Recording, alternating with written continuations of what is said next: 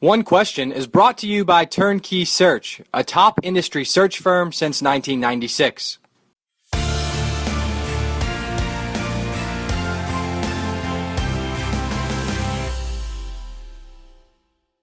Scott, while most listeners of this interview series or of this podcast read D1 Ticker nearly on an everyday basis and probably know who's been on campus in Bozeman for the athletic director opening and interviews at Montana State, just get us up to date real quick on who's been there and what we still have left for the rest of this week as this process winds down.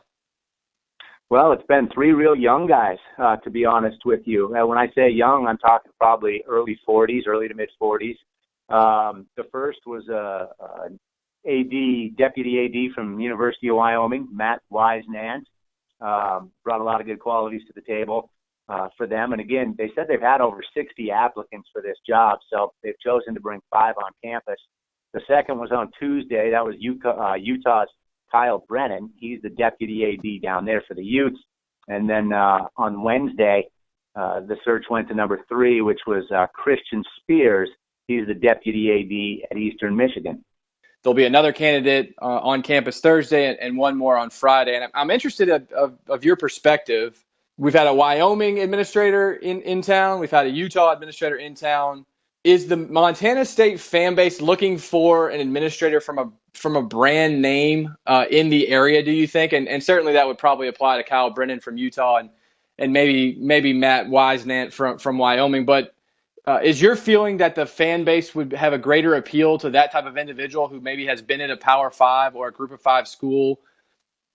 You know, I think it just depends on the fan generation, to be honest with you. I think the more traditionalists would say, yeah, we'd love to have somebody up here from Wyoming or next door down in Utah, you know. The younger generations, like, we just want somebody that's going to come in and be competitive, somebody that's going to come in and take care of business, you know, in terms of renovating the football stadium. You know, the basketball arena maybe is considered by some to be somewhat cavernous, you know, weight rooms, training rooms. Maybe create an academic center. An indoor practice facility is critical here in Montana. We don't have that over there in Bozeman, you know. So I think that, no, specifically that it doesn't have to be from Wyoming, you know. The traditionalists maybe say yes, but the younger generation's like, no, let's just get somebody in here who does a nice job. And, of course, Peter Fields arrived here from the University of Missouri 12 or 14 years ago, you know, and so he was nowhere near the geographic region of Montana and came in and was effective, very effective at doing some things. Do you feel like the expectations of the fan base right now with this hire are in line with the university's expectations, or is there a divide there? I think the fans' expectations are always high. You know, the university, doesn't matter if it's University of Oklahoma or Michigan State or Montana State, you know, the university's expectations are typically, hey, we want to graduate our athletes, we want to run a clean program, and we want to be competitive. You know, and the fans' perspective is generally, you know, we just want to be competitive and we'd love to graduate you, but if not, no crisis, you know. Fans are fans for that exact reason. But yeah, the administration has got some things to look at in terms of balancing all three of those.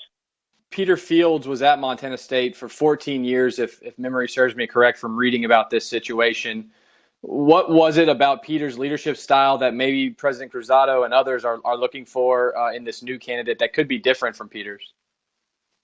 Sometimes it's just a change, you know, but there was an incident about 7 years ago with the football coach Mike Kramer, and the fans liked him a lot, and he put competitive teams on the field, you know, but he had some off-the-field issues with his coaching staff and with players as well. There was, in fact, a murder at one point, you know, of a drug dealer involving some athletes. And so Mike Kramer was fired by Peter Fields.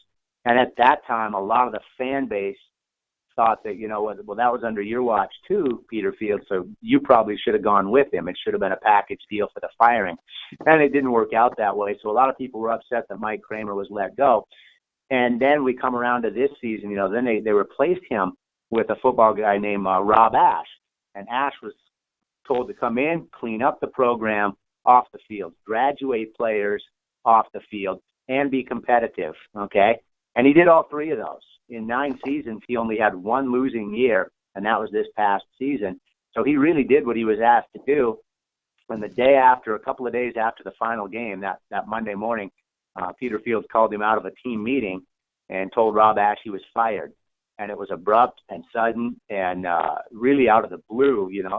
When you don't have a winning season, fans and alum and boosters are always going to call for somebody's head, but for it to happen that swiftly and just kind of in a bizarre situation, that rubbed a lot of fans the wrong way.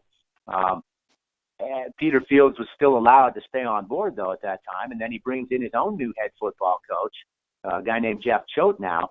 And then shortly after that, it was announced that on February 2nd that they weren't going to keep Peter Fields.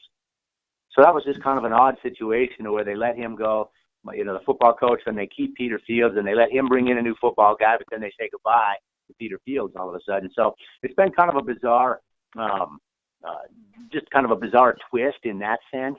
But one that they're looking for somebody to come in here and again, be competitive, graduate student athletes, and show accountability.